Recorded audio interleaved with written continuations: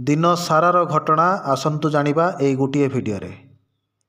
आसाम रे बन्या 38 मृत, चाष जमी जलमग्न सह 2208टी गाँ बन्या रे प्रभावित।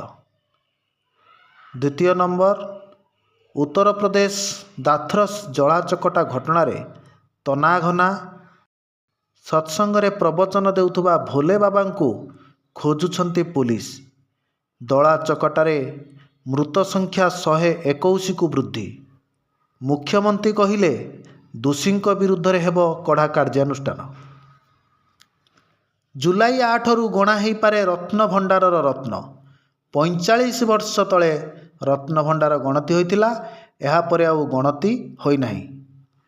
एवं महाप्रभु जगन्नाथ आजी हेइछंती सुस्थ एवं एही खबर गजपति को जणाइछंती सेवायत।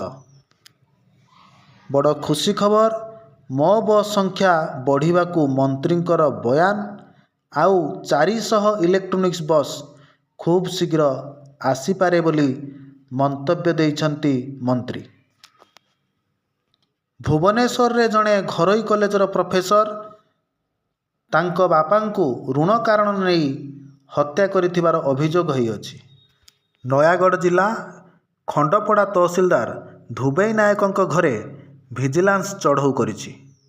जड़े तहसील कर्मचारी गिरफ हेबा परे तांको बयान अनुसार तहसीलदार को गिरफ करा जायतिला।